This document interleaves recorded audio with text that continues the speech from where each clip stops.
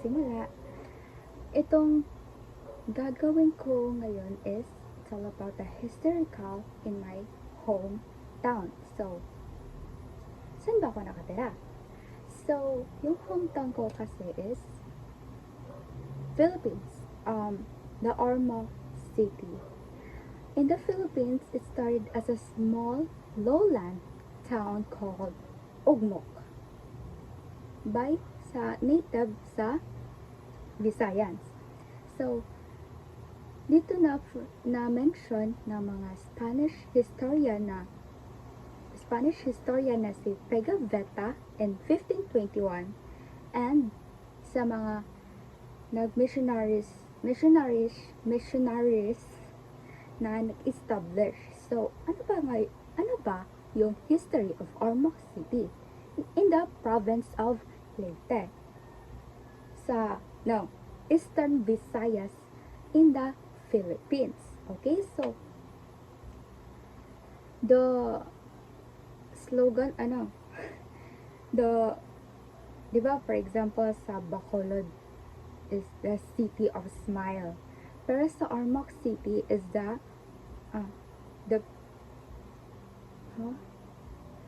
city of beautiful people. Yan. The city of beautiful people sa Ormoc City. So, Beauty by the Bay, the city of Ormoc City is the commerce and industry hub on the eastern part of Leyte. And in the first non-provincial capital city of the Philippines.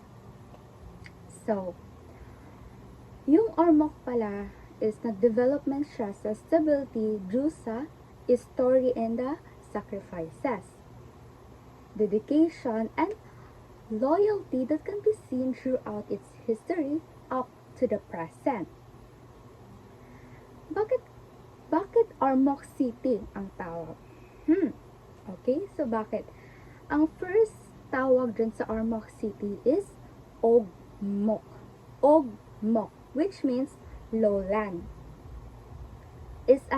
Yung Ogmok is an old Visayan term for lowland, di ba yung sinabi ko? Or depressed plain by the natives of its town. Okay? Change in its original name came into use as the Spanish conquistadores and people from the neighboring towns and islands entered the city to settle in its fertile plains. So, yes. What? Nag-laptop kasi ako.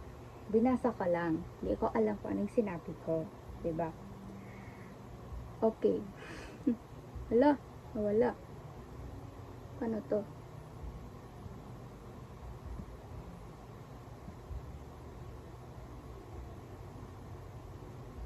Asa na yun? So, it was before pa yung kay Ferdinand Magellan.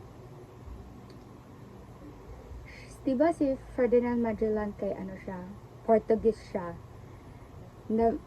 Siya yung Portuguese navigator. And then, na-reach niya, or napuntahan niya. Ha? Bisaya kasi ako. So, I'm from Bisaya. So, hindi ko alam.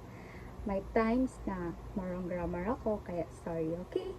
And, si Ferdinand Magellan, diba, umiikot-ikot siya. And then, napunta niya yung Philippines. In the March 1521. It was mentioned by a Spanish historian Pigafetta in his chronicles. Para akong nag-report nito ha.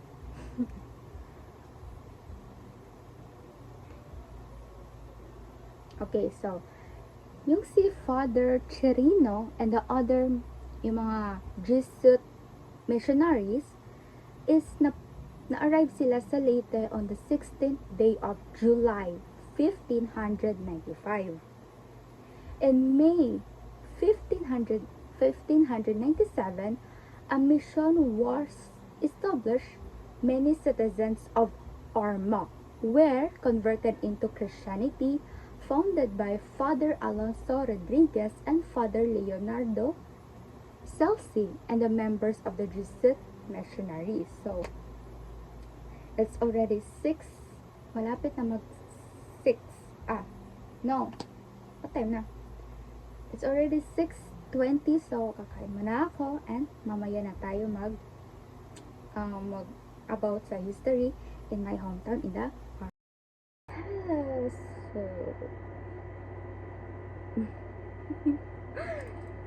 so let's continue sa history natin dito sa Ormoc. So lahat ng mga tao dito sa Ormoc and sa kanilang mga in their lives in the Philippines here in the Ormoc, palagi silang tinatrato ng or tinitreatan sila, ina-abuse sila by the invasion and the constant harassment sa Moro Pirates. So, ang resulta nun is yung mga Malayan citizens is nag-develop sila ng grapevine. Yun ang warning system communication that can be used to inform and to warn the people every time the Moro Pirates approach their town. So in 1634, after sa pag-atake ng mga Moro Pirates in town, there are more than 300 natives of Ormoc was captured by Raha Bongsu. Siya yung ruler sa Sulu. Okay? Si Jesuit Juan del Carpio, siya nag-construct the defense to protect the town, but it was destroyed. Kumbaga, si Juan del Carpio, siya nag-construct, siya nag-defense para protektahan tong town, bayan, basta town, pero nasira before its completion to the Maguindanao,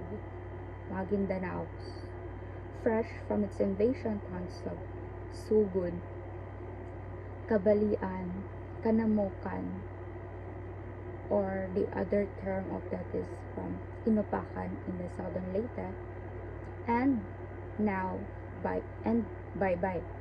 It was experienced by the pillage and plunder by the notorious pirate na si Katsil Kunalat, or also known as Katsil Kudarat. Yes, ilagay yung mga picture there. On December 3, 1634, the 50 Ugmocanos fought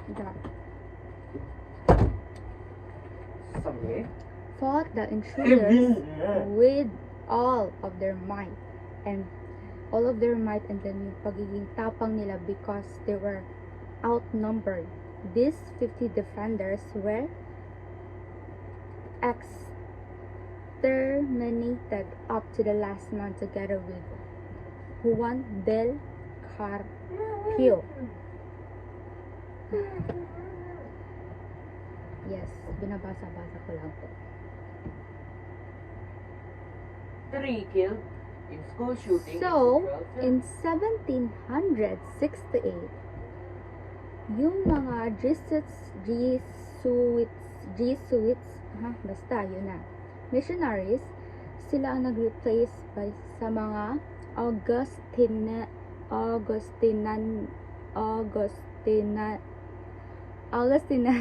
missionaries. Ang Ormoc is separated sila into distinct municipality from its mother town in Palumpon. Yes, in Palumpon. Palumpon, iba. Basta tingnan na lang. On February 26, 1834, ang Ormoc is an official, the municipio, line of chief executives, where mga immediately sila yung gumawa. Then, once Sofronio Cabiling was the selected captain to head the gobyerno municipal, na si Sofronio Cabiling. Siya nag-select sa captain sa kumbaga siya yung head sa gobyerno municipal. And his successor captains were Gregorio Sakay, Epifanio Ortiz, Agaton Aparis, Inocentes, and yung the Ormoc Catholic parish held in a formal inauguration on the following month with Father Bibiano Luciano as the first curate. Okay.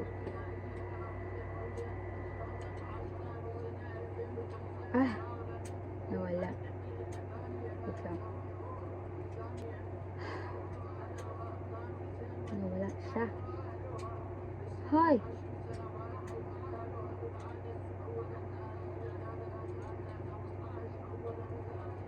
Ano to?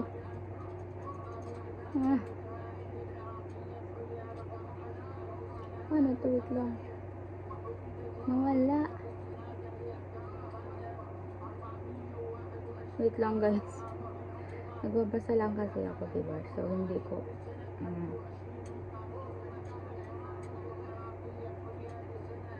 asan din?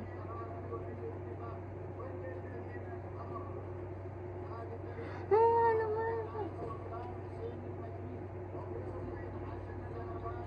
4, 3, 2, 1. Skip ad. Okay. So, okay. Continue. Ormoc as a city of Leyte. Siyempre, Ormoc, siya ang city. Kumbaga siya yung syudad dito sa Leyte. Dalawa yan. Tacloban, tsaka Ormoc. Pero siyempre, hometown ko, diba? Ormoc. So, Ormoc as a city of Leyte. There is a big part only quiet few months after the outbreak of the Philippine Revolution that occurred on August 1896. Leyte was in custody of the revolutionary government embodied by General Vicente Lucban.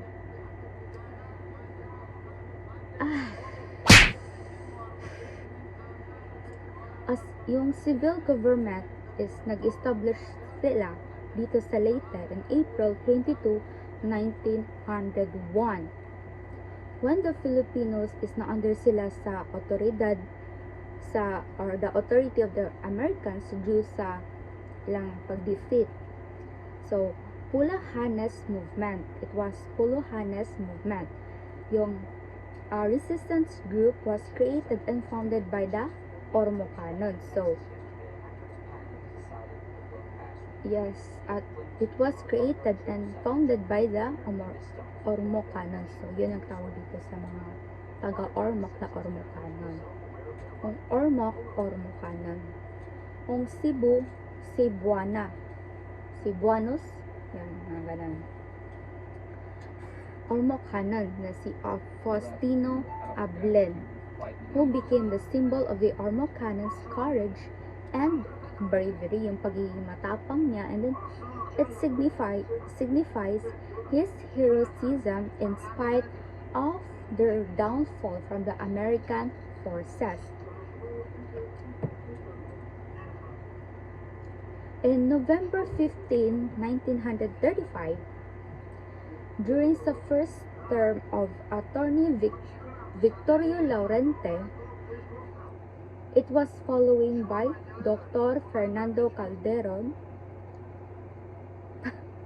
Kala ko Calderon as Ormoc's municipal president. Siya, yes, the Commonwealth government, and it was established the title of Alcalde Municipal, or the municipal mayor. Sorry. Mayor was created. So, ang pangalan ng people under this title were Victorio Laurente, second term in 1938 to 1941, and si Catalino Hermosilla is 1941 to 1943, and it was replaced on the third year of his term by the Japanese government, appointing in his place Jose Codilla in 1943 to 1944. It was 1 year lang. And then sa resistant government is doon ina-appoint si Ponciano Larrazabal. Mga pang-ormok yung mga pangalan, diba? Codilla, Larrazabal, mga Marsilia. Asa na yun? Ponciano Larrazabal in 1944 to 1945. Ratified and confirmed later by the American Liberation Army. So, when World War II broke out, ang Japanese, sila mga Hapon, Japanese, it was Imperial forces occupied the province of Leyte on May 25, 1942. So, during sa World War II, consequently, it was resistance units were organized. Among them was the Western Leyte Warfare Forces. Yes, on November 6, 1944. The decisive and historic Battle of Ormoc and Corridor. Yes, ilalagay kami mga picture dyan yung mga important lang. There was a three-pronged attack, kumbaga ina-attack by the combined forces of the Americans and Filipinos encircled and placed sa Yamashita Line completely under control. The American 77th Division and landed at Deposito. Minimize lang gamay, Jervy. Ana. Deposito, about 3 miles south of Ormoc. Ormoc. Ha? Karon pa ko. Ormoc. Deposito, about 3 miles south of Ormoc on the 7th of December. Then, it was captured by the Camp Downer on the 9th and entered Ormoc the next day despite sa enemy, the opposition of the enemy.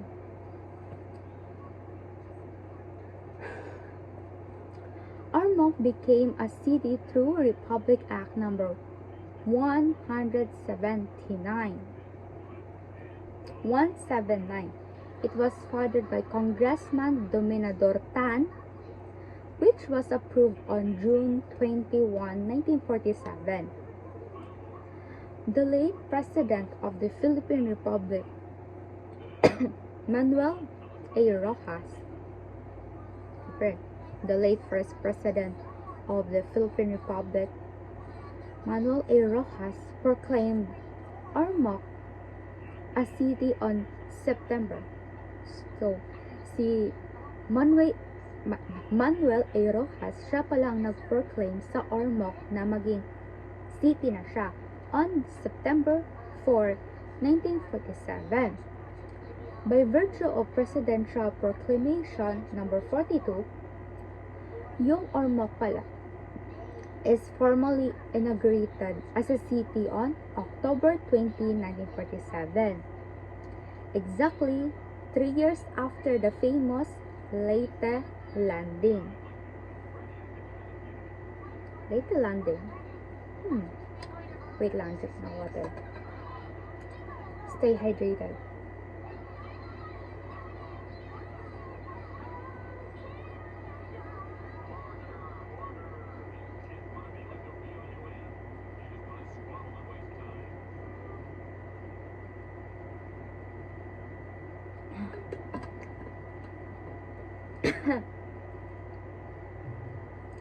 From its small town of dirt roads and a few asphalt, uh, asphalt, asphalt streets of the 1950s, Ormoc has metamorphosed into an expanding jungle of concrete and infrastructures. So, yung mga concrete roads, yung mga bridges, yung mga tulay, and then yung mga equipped na mga government and sa mga private hospitals, mga clinics, mga airport facilities, banking, and then yung mga financing institutions, mga commercial trade establishments, housing projects, factories, and industrial plants. Yung lahat na minention ko are sila yung mga eloquent evidence of modern development and progress trust. Prominent mayors who are instrumental in directing Ormoc City on the road to progress from the ravages of war during this period were the late Mayor Marcelo Bandalan. Yes, Bandalan is the first appointed mayor of the city of Ormoc.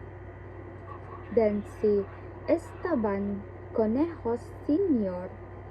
Yan. Senior. So may junior.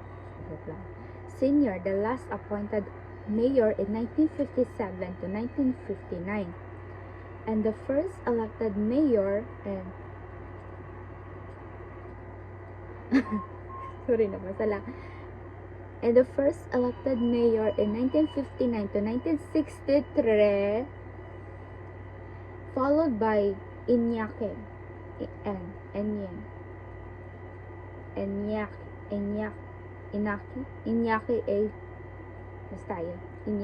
Iñaki A. Larrazabal Sr., who was appointed as mayor on 1948 to 1949 and 1953 to 1954.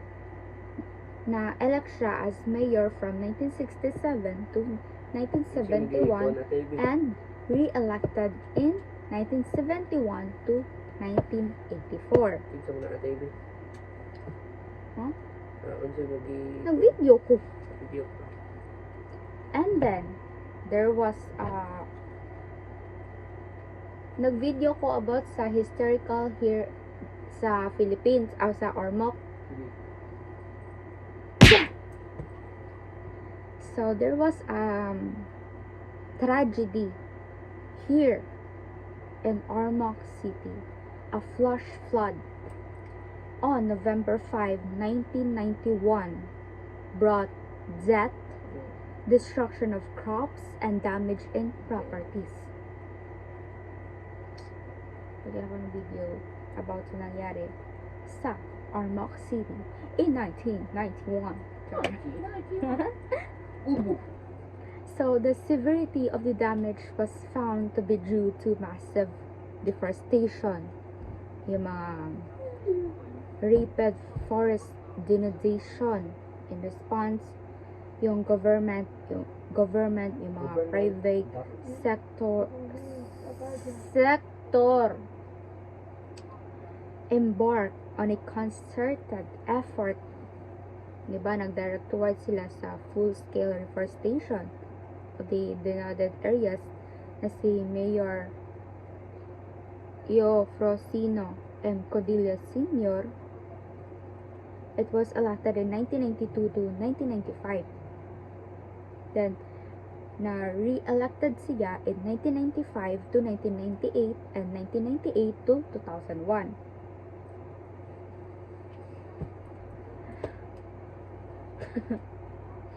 Okay, so it was led to drive towards the reconstruction of Ormoc City after sa kalamidad. Tagalog natin. Calamity. Kalamidad. Tragedy. Saan na yun?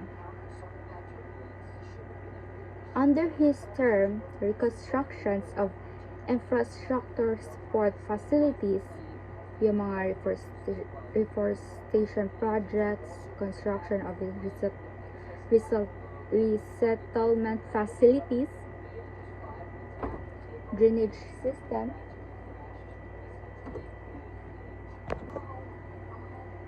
so under sa term ni Mayor Eufrosino M. Codilla Sr., under his term, the construction of infrastructure support facilities, the reforestation projects, construction of resettlement facilities, drainage system, and the water system, lighting system, and provision for social services for Ormoc constituents were undertaken. In addition, he was instrumental in the construction of the Ormoc Super Dome. Baga sa plaza ba? So, yan, ilalagay ko Super Dome, Ormoc Super Dome. And the establishment of shopping malls in the city. Yung mga shopping malls in the city. Through his effort. So, Ormoc, with the assistance of the Japan International Cooperation Agency, or JICA, implemented a flood mitigation project. It was addressed the threat of flooding of the city center during typhoons, yung mga bagyo and the heavy downpour. So, ngayon, makikita niyo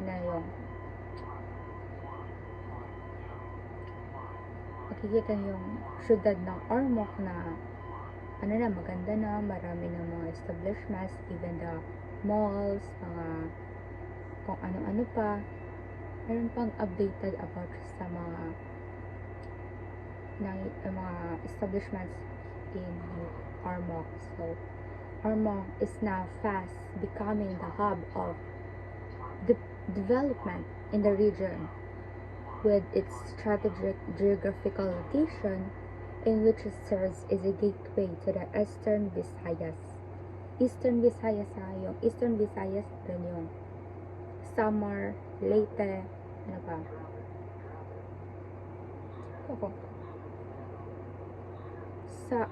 Samar, Leyte, ano pa? Sa eastern part. Google. Ay, maps pa. Huh? Yes, basta ganun. Sa Eastern Visayas. So, more economic activities have taken place, evident in the rapid growth of business establishments, financial institutions, and infrastructures.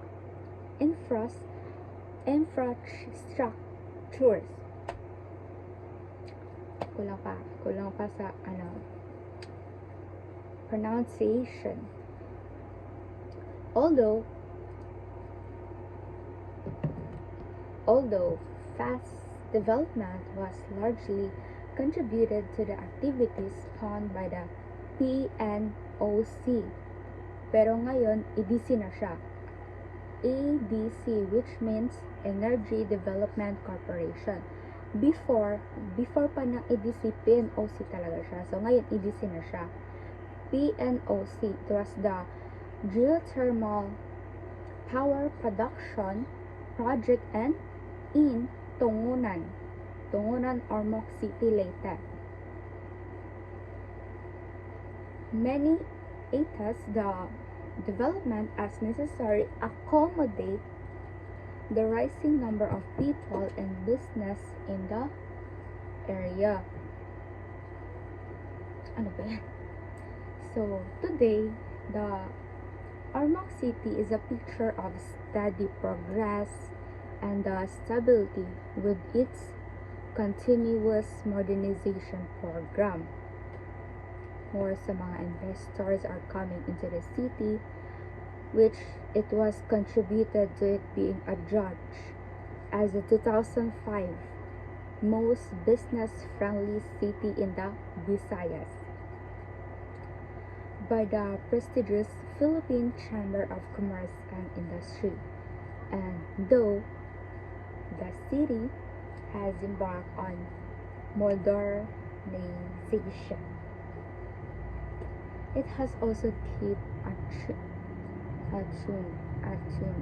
attuned to its environmental protection programs as evident in being a consistent cleanliness and greenest city, awarding in Region 8 and one of the cleanest and greenest city in the country. Oh, proud or mukha na. Uy, may damit ako. Proud or mukha na ako. Because Region 8 is the cleanest and greenest city in the country. So, this prestigious award is a leading tribute to visualize Ormoc as a beauty by the bay. Very nice. A wonderful place to visit, whether for the business or pleasure. It was the article taken from the Ormoc City government. So, yeah. Meron pa. Wait lang. Hanapin ko pa. Wait lang. So, although Ormoc City consists of 110 barangays, though the 28 numbered poblacion districts where there are amalgamated into 4 super barangays: the Barangay South, the Barangay East, Barangay West, and the Barangay North. So here are the villages, basta mga barangay. There's a lot of barangay. Yeah, wait a minute. Kakhing na init. Okay, so there are Alegria, Alta Vista Airport, Bagong Buhay, Bantigbog,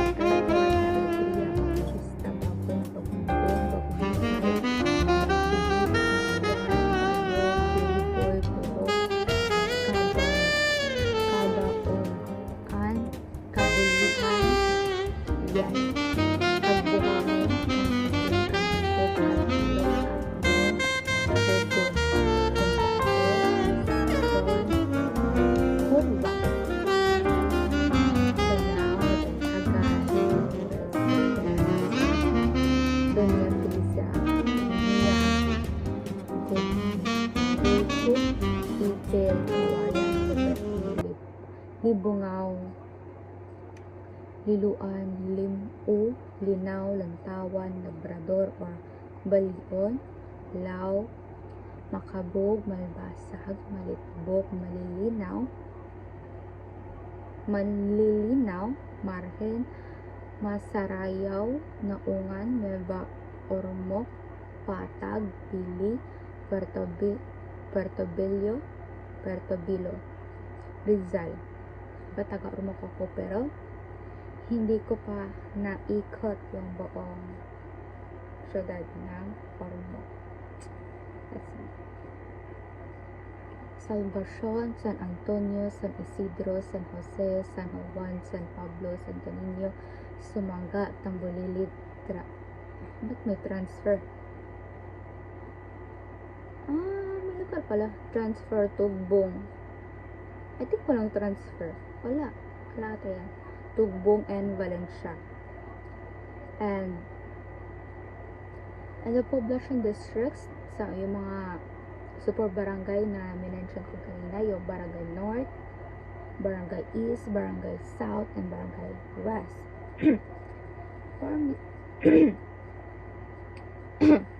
Formerly, sa Barangay North is there are Barangay 29.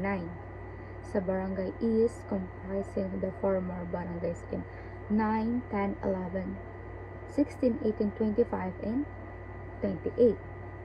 Sa Barangay South is nag-comprise din siya ng barangay ng 1 to 8, 12, 13, 15, 17, 23, and 27. Sa Barangay West is yung barangay 14, 19 to 22, 24, and 26. So, yeah. Pero na, grabe no. Hindi ko na isa-isahin yung picture, basta ilalagay ko lang yung map. Map ata. Hindi ko alam paano. Ay! Alam ko na. Okay.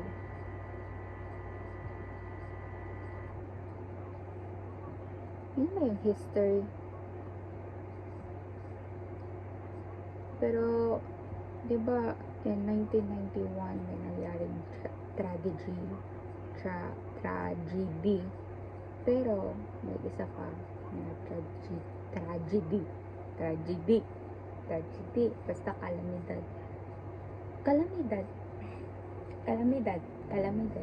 Calamity. Basta yun.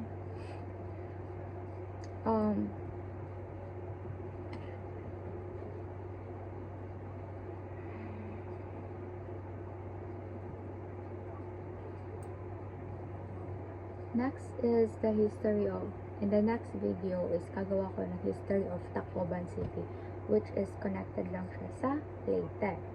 But in Ormoc City to Tacloban City is there are 2 to 3 hours lang siya if sasakay ka ng sasakyan or van.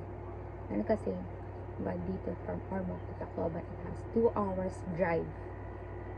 Yes, so in the next video is gagawa ko ng history about sa Tacloban City and Leyte. But for now, Ormoc City muna kasi it's my hometown.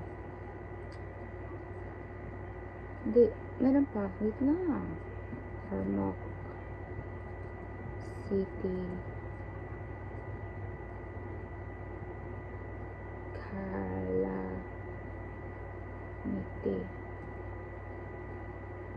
Ay, di. Wait lang.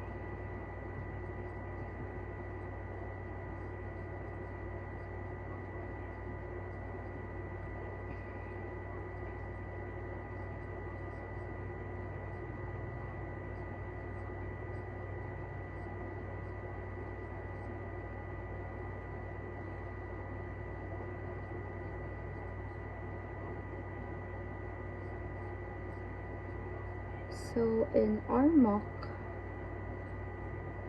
as in, ilalagay ko yung, I think, in the next video. Pero, nahit din kasi sa Ormoc eh, but it was the Ormoc and the onslaught of super typhoon Yolanda.